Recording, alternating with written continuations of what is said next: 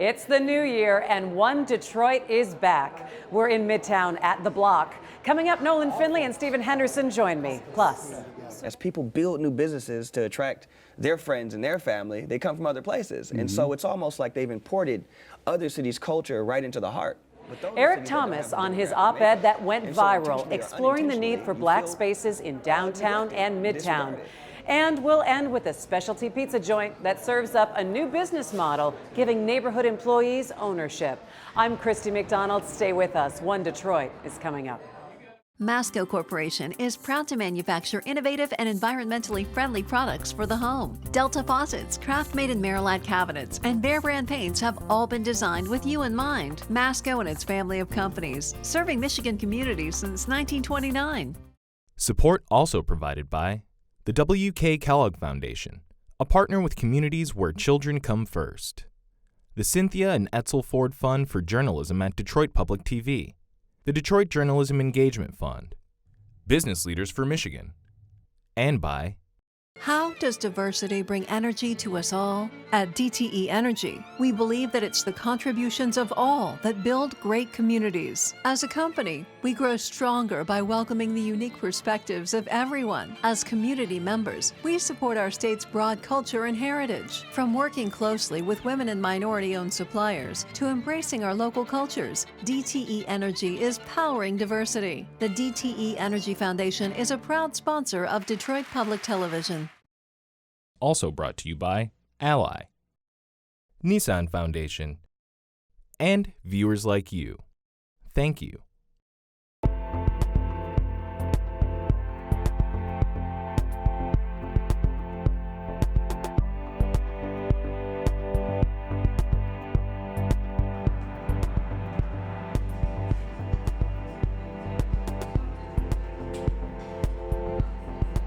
Hi there and welcome to One Detroit. I'm Christy McDonald. It's 2020 and we are taking on the new year at the Block in Midtown. Coming up, Nolan Finley from the Detroit News and Stephen Henderson from American Black Journal will join me. They'll give their thoughts on the new year, what the biggest issues are in Michigan, like how to pay for roads and making sure that everyone is counted in the 2020 census. Plus, we'll have a bigger conversation on the need to acknowledge black spaces in downtown and in Midtown. Eric Thomas's op-ed has a lot of people talking. And then not only is Pizzaplex a place to get a rare Naples-style pie, it's also a business model making a difference in its Southwest Detroit neighborhood. That is all coming up on One Detroit. Let's start off saying hello and Happy New Year to our One Detroit contributors, Nolan Finley, the editorial page editor of the Detroit News, and Stephen Henderson, host of American Black Journal. Happy 2020, guys. It's good to see you. Can you believe it's 2020? No, I must be I getting don't know. younger. I just keep kind of giggling every time I say that. Like, really? It's 2020? I never thought I'd live this long. That's pretty cool. That's great, Nolan. Well, you're still here. It is 2020, and everything feels kind of fresh and new in January, starting off, and everyone's, thinking, hey, anything is possible. So, Yeah, I can do all the things I wasn't able to do 20 days ago. well, hope springs eternal. So let's talk about some of the things that we're really going to be facing in Michigan in 2020. And one thing that you wrote about this week, Nolan, is looking at road funding. So let's put away what happened in 2019 in terms of a tax increase. But now, what are we looking at? Well, if you couldn't get a tax increase in 2019, I don't think you're going to get one in 2020. With the State House, everybody will be up for re-election in the fall. I think getting a significant gas tax passed through in an election year is impossible. Even if it came down from 45 to like 20, 25, or just the idea of a tax is just not popular enough. I just don't think. Well, I mean, Snyder couldn't sell a 15-cent, Right. And I just don't think conditions have changed that much. Everybody likes to complain about the roads, but they think there's some money somewhere. So if the that's not conditions being haven't spent. changed, has the idea about raising revenue changed? What are you hearing? Well, I'm hearing that Governor Whitmer is now looking at a bonding proposal where she would float up to $2 billion in bonds, revenue bonds every year, paid back with some smaller increase in the gas tax or some fee that would generate $200 to $300 million a year to pay off these bills. Now, these bonds. But the problem with that is you're adding a lot of debt today that'll have to be paid back by tomorrow's taxpayers. It's what got us into this mess in the first place, not wanting to live up to our responsibility. They're still going to have to pay for it somehow. Right, and it doesn't alter the fundamental underfunding that you have from year to year, and you will, even at that level, even if you sell that many bonds, it will still be true that more roads are deteriorating than are being fixed, and so you're digging the hole deeper. But now you're doing it with debt on top of that. But it may be never the only thing that you can get past. I may sort of come down on the side of that's worse than doing almost nothing, because you're adding debt on top of really not fixing the problem. And in 10, 20 years, you're going to have a but if you do huge nothing, issue. but if you do nothing, I mean, we're right in prime pothole season right now, where people are going to start seeing terrible. We have conditions. now been at this for 4 or 5 years, where we're appealing to people's sense of responsibility, and the roads are terrible. They're destroying your cars. Both governors now, Snyder and Whitmer, have stood out there with chunks of concrete and stood under deteriorating overpasses, and still it's about 70% disapproval rating for a tax It's hike. not enough to make people budge. Well, it's going to be interesting to see what she comes out with at her State of the State, which is the 29th of January. We'll look at that. Steve, you mentioned Census 2020. That's on your mind this year in terms of making sure people get counted, or that people actually trust the process of getting counted. What do you see that we're going to have to deal with? I mean, each decade in Detroit, there's an issue with making sure that the people who live here get counted. It's harder to count people in a city that's got as many poor people as Detroit does, as many people who are disconnected. This time, they're expecting things to be just as difficult as they have been in the past, convincing people that this is worth doing, A, B, that there isn't some negative consequence that they could face, right? That the data doesn't go somewhere and count against your child support, or be used for citizenship questions, with deportations and things like that. I mean, we have a lot of those issues in the city, and a lot of people believe that the census is a way for the government to get at you for things that you don't want them to know about. And you see foundations are putting in a lot of money, a concerted effort to make sure to try to change the message and try to change that narrative, but how hard is that going to be, Nolan? Well, I mean, you've got to get a crew of people willing to go into some pretty rough places to count folks who don't want to be counted. There is still a huge transient population in this area, people who don't want you to know where they are. It goes beyond mistrust of the census to, I'm off the grid. I don't want to be counted. If you're a squatter, for instance, you're living in a home you don't own, or even rent, do you want to send in a census form that you think could result in list of issues? But we're looking at the preliminary numbers that say Michigan only gained 2,700 people. We're still a very a slight. It's we're not looking a loss to lose a congressional like we seat. had for a number of years, but we are probably going to lose a congressional seat. Right. And as is California for the first time in a long time, probably going to lose congressional seat. But it's disappointing that we're still not up to national average growth. We're still lagging the nation in growth. We've got, we've been creating jobs here. Are we going to be? I mean, I'm not sure that the expectation that population will return here or that new population will come is realistic. Yeah, but right? if we're going to address our problems, if we're going to What's fix our roads, if we're going to raise money for education, we have to have population growth. You can't keep generating more money from the same pool of taxpayers. You've got to grow that base. All right, well, those are some of the things we're going to be looking at in the year to come. But, recently I wanted to talk about... There's a little presidential election. Well, there's a little presidential. We have plenty of time to get to that this year. But, recently the Free Press ran an op-ed piece by Eric Thomas, who's a speaker, and he's in marketing. He's a native Detroiter, talking about the need for black spaces. And a lot of people commented on it on Twitter and on Facebook, talking about how black and white friends have different experiences at the city core and how businesses play a part in that. Stephen, you spoke to him at length about this. A really interesting conversation on this. Yeah. I mean, you sort of start with some facts that would suggest this couldn't be true, right? This is still a city that is 80 or 83% African American.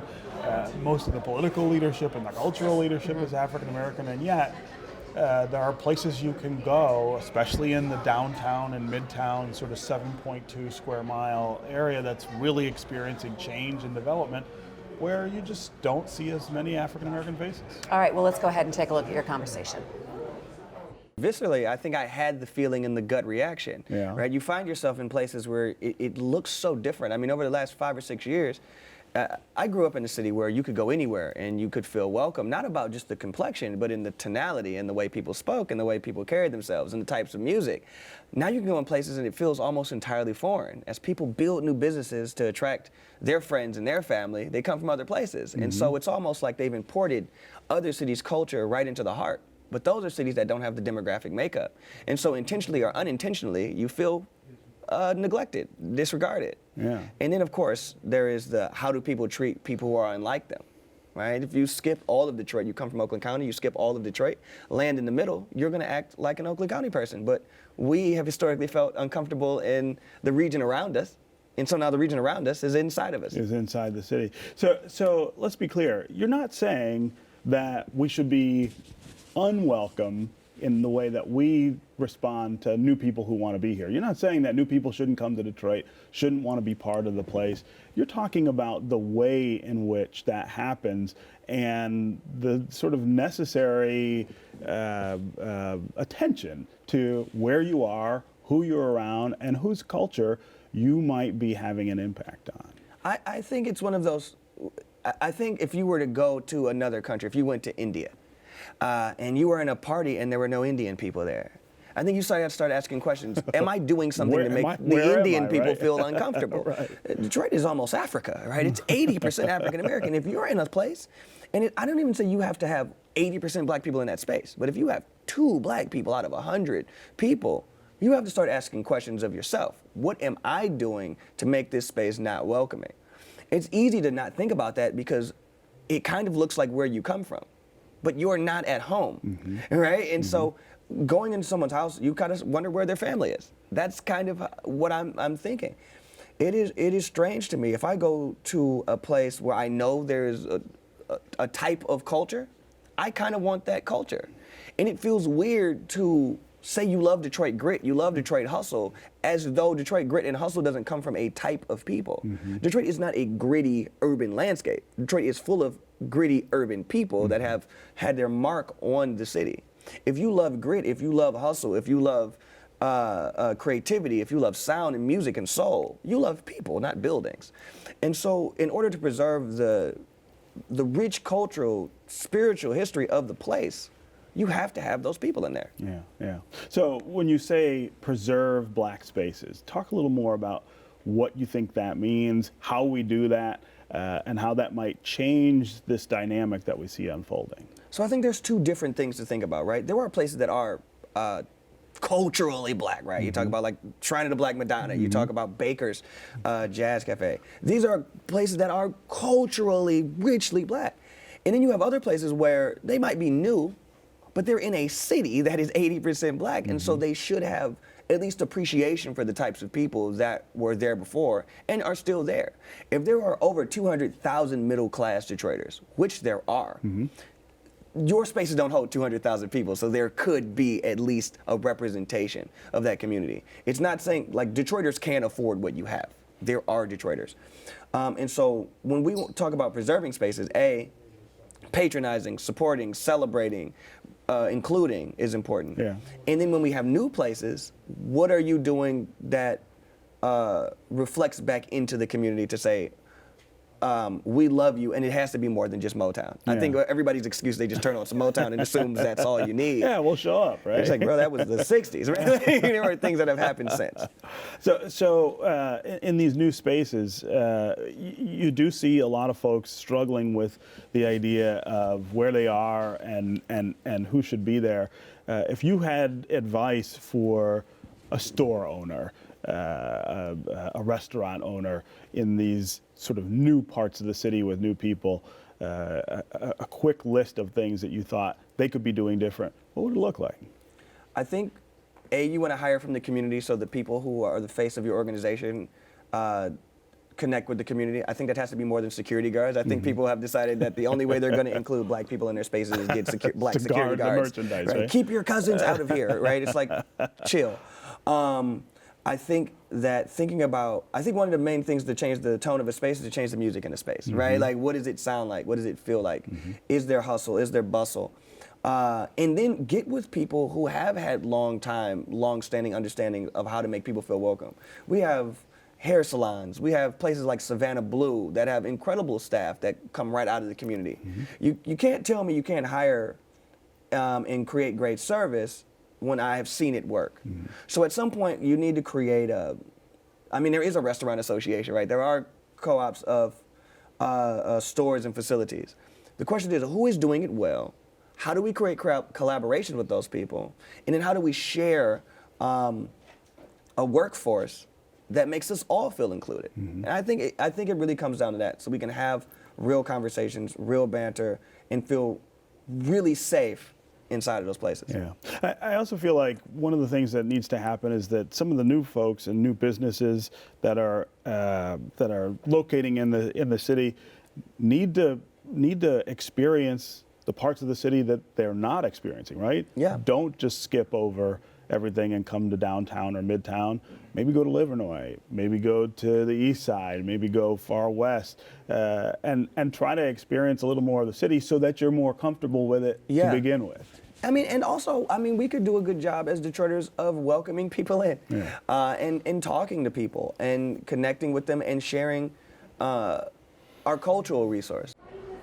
You know, that was a great conversation you had with him, and I really enjoyed reading the piece. And you see so much change downtown, but you don't take into account, and I think a lot of the people who are coming to experience Midtown, downtown, coming from Oakland County, kind of bringing themselves here in large groups and then leaving again without really any sense of perhaps maybe some of the spaces they are stepping into. Yeah. I mean, there has been so much change in the last decade that it's hard to even keep track of all of it. And now I feel like the pace is even faster in terms of new places opening and new things being available and new people coming. And there's nothing about what Eric wrote that says we don't want that to happen. Correct. We want people to come.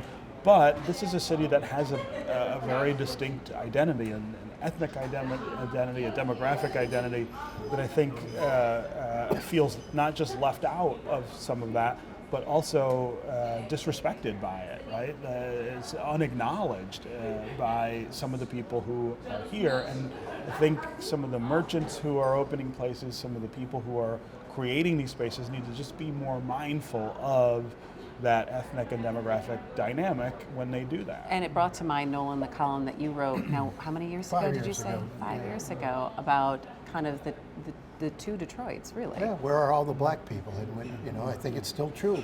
You go to a lot of new places that open up in the downtown area in this whole revival zone, and the clientele's still mostly white. And we haven't still figured out the why behind that, or how we create places where all folks are comfortable being together. So that's really you kind have of to be intentional the about solution. it, right? I mean, you do have to be mindful of the idea of making a place welcoming, making sure you have a diverse staff when you open a restaurant in downtown Detroit, and dealing with people in a way that doesn't seem as though you're Marco Polo in the middle of this newfound land. I mean, there were people here before, there were things here before that deserve recognition and respect, and I think that's the right way to make sure everyone feels included. But also recognizing Detroit is going to change. Things are going to be different. They are different. All of this development, investment, activity, it's going to bring in different kinds of people, and it's going to create a different environment. It's not going to be like it was 15, 20 years ago. Everybody's got to accept that. But this idea that we're going to still have two different Detroits going on at the same time, we got to figure that out. I think it's just a really important and thoughtful conversation to have, and I hope people, go to our website, and we'll have the link to Eric's column there, and you can see more of your conversation, and just really think about this, and in maybe a different way. Yeah. So Keeps coming up. yeah. All right, thanks guys. And finally, we're taking you to a place for a rare find. authentically certified Naples-style pizza made in Southwest Detroit. It's called Pizzaplex, but it's not just known for its pizza, but its community space and a business model that includes their employees in the success of the restaurant. Will Glover has our story. On Verner in Southwest Detroit, the only place in the city to get a certified Naples-style pizza, like co-owner Alessandra Carrion grew up with in Italy. My family in Naples, when I was growing up, actually had a pizzeria, had a trattoria, and I remember playing in the basement with the cheese wheels, right? So I have to acknowledge and honor that start. Pizzaplex is a literal representation of what happens in this space. And it really was intended to be a more playful way of bringing people together. If you think about cinemaplexes or, an omniplex where you can find all sorts of things, we wanted to be that kind of a place. Alessandra and her husband, Drew, teamed up with co-owner Nathan Hannon to open Pizzaplex just over 2 years ago and worked hard for the distinction to make true Neapolitan pizza. In order to become certified as a vera pizza napolitana, or in other words, true, authentic Neapolitan pizza, you have to pass like a certain rigorous kind of thing where you're like filming yourself do every step of the process, and then they send someone out to come also watch you do every step of the process. And that's literally from the ingredients you're buying, from how you're preparing dough, from how you're forming dough balls with your hands, to how you touch the dough ball after it's already risen, to the time that it also rises, the order of what toppings you're putting on, and then to how you cook it, the temperature that you're cooking it, the timing of it. So we're the first in Detroit, second in the state, and 98th in the country. But what makes Pizzaplex even more unique is its deliberate investment in not only the neighborhood, but its employees. Manager Ashley Attar. Pizzaplex is really unique in that it doesn't just operate as a normal restaurant. There is a very special community organizing component that is built into our values and our mission. Pizzaplex is moving toward an employee-owned business model, where employees share in ownership, decision-making, and profit. So we started this business before we even opened our doors with the intention of ensuring that as we sort of establish business viability and operational sustainability, that we would make sure we got to a place where everyone who works here felt ownership not only in the processes and the democratic decision making, but also in any profit that we generate. So the reason for that is the why behind worker ownership is because that's literally embedded in our business plan, in our business model. If you are going to do anything, try and make the impact immediate. And the best way to do that would be to go worker-owned. And that was feedback we got directly from community members in Southwest Detroit. This may not be the solution for every neighborhood business, but it's something Alessandra and Nathan are committed to working, and it's making a difference for their staff. If we can work to employ more people from this neighborhood, the community, and obviously from any point in the city, that this concept of wealth redistribution happens in such a way where it's not concentrated, and that if we can bring more people into this, if you can grow the pie, if you will, so that more people benefit from it, we just imagine, a more successful business and a more successful business ecosystem. If other businesses wanted to implement the goal of going worker-owned, it would create actual equity here in Detroit. Having actual economic ownership of the establishment that you work at is an example of putting resources into someone's hands. It's power. It is literally power. It just makes you push a little bit more knowing that this is yours, right? As far as like going worker owned, one of the beautiful aspects is like you're adopting kind of that mentality that, oh, this is mine to take care of, and I will see that directly come back to me. We're not at all thinking about this as, it stops here with Pizzaplex and that's the end of the story. Really, our dream is if Pizzaplex can do it, what else can, our workers or our partners or people within the city do, with what we learn. So I hope that at the end of our journey, we're going to see more businesses that sort of put people first. And that'll do it for One Detroit. Thanks so much to the Block in Midtown for having us. I think I smell bacon. If you want to learn a little bit more about this place, just check out onedetroitpbs.org. We'll have an extra segment for you there. And come back and see us next Thursday for another One Detroit. I'm Christy McDonald, and I'll see you then.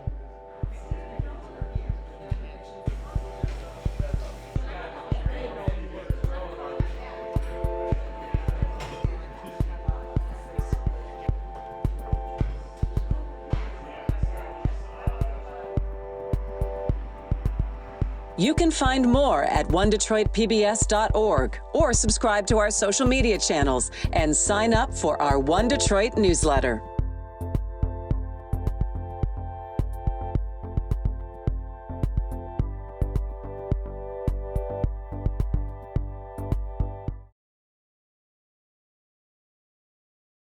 Masco Corporation is proud to manufacture innovative and environmentally friendly products for the home. Delta faucets, craft-made in Merillat cabinets, and Behr brand paints have all been designed with you in mind. Masco and its family of companies, serving Michigan communities since 1929.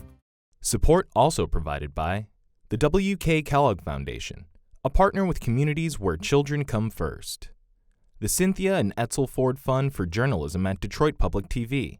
The Detroit Journalism Engagement Fund, Business Leaders for Michigan, and by How does diversity bring energy to us all? At DTE Energy, we believe that it's the contributions of all that build great communities. As a company, we grow stronger by welcoming the unique perspectives of everyone. As community members, we support our state's broad culture and heritage. From working closely with women and minority-owned suppliers to embracing our local cultures, DTE Energy is powering diversity. The DTE Energy Foundation is a proud sponsor of Detroit Public Television. also brought to you by Ally, NISSAN Foundation, and viewers like you. Thank you.